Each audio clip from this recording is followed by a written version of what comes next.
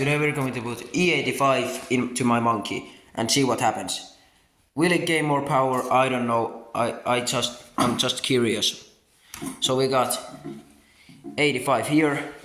So let's go flush out T98 from the gas tank. There is no gas left in the carburetor. I'm just going to drain the rest of it out.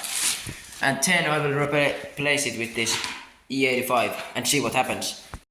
This is the before sound check.